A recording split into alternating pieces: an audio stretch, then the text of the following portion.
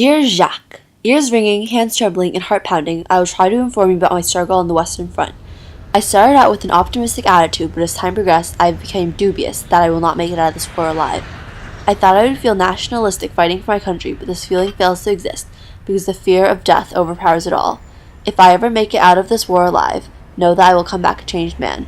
I never thought going to war would make me so emotionally disturbed, psychologically confused, and shell-shocked after the war.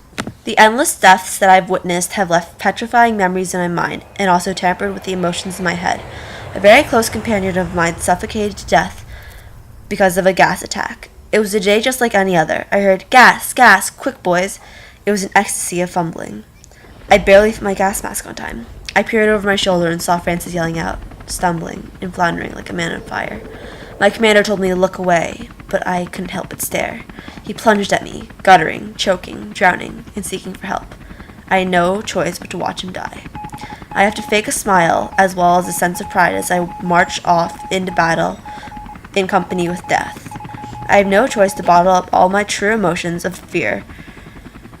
Overpowered by sorrow and guilt, I am an emotional wreck. The tragic and horrendous events I've experienced here are psychologically damaging and will forever haunt me. I cannot imagine what it feels like to die, but after being in the war, I think I have a sense of it. I was resting in a pit and a German soldier tumbled in. Without thought, I stabbed him. Listening to his desperate cries of pain, a guilty feeling overwhelmed me. Finally, I gave in to his shrieks of horror and tried to help him, but soon after that, he passed away. I reached into his bag and searched for identification, but instead, I pulled out a picture of his beautiful wife and family. Killing one person does not only affect them, but their death will dishearten their friends and family.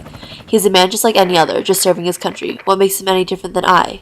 I stabbed him because he was my foe, solely because he was my foe.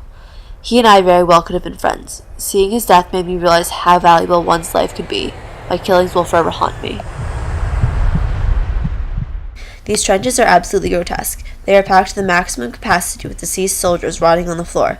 Filthy, disease-carrying rats crawl around carelessly on dead bodies, feeding on their flesh. We try to catch them by luring them in with bread so stale and moldy that no one else would eat. As they scamper out, we stomp on as many as possible. But the rat infestation is the least of our problems compared to the countless number of lice. Crawling in our hair and embedded in our belongings, the lice bugs are much tougher to kill. We do the best we can to exterminate them from our lodgings, but our attempts are useless. It makes me feel powerless knowing these tiny creatures are gnawing on my skin, and there's nothing I can do about it. These filthy conditions have driven me insane. The mortifying situations I am in will cause me to develop shell shock when I return home. I can already tell things are different because even now I'm suffering from shell shock symptoms. Even in the most placid situations, I am unable to relax. A sense of paranoia overpowers me. A fellow soldier of mine once sarcastically said, "It does not matter losing your legs, for people will always be kind, because they know you have fought for your country, and not to worry about the dreams that will haunt us when we get back, because we can all drink, forget, and be glad." Of course, right after the war, people would be kind, but what will happen when they have forgotten about the war? They will not be kind anymore. Drinking to cope with our pains will only postpone them. Alcohol is no real cure. The life-changing things that I've experienced here will cause me to come home, cursed with the shell shock. My biggest wish for you is that the war will be over by the time you're old enough to enlist. Do not listen to the false things you hear about the war from the folks back at home. I guarantee you they do not know what they are talking about, for they have not experienced it for themselves. They say it's sweet and proper to die for their country, yet you don't see them fighting in war. Do not make the same foolish mistake I have made by enlisting. I think I have suffered enough pain for the both of us. This war has caused me to become emotionally disrupted, psychologically confused, and will forever curse me of shell shock. I hope I have made it clear to you that war is a useless approach to solve a problem. By going to war, we are losing resources, time, but most importantly, soldiers.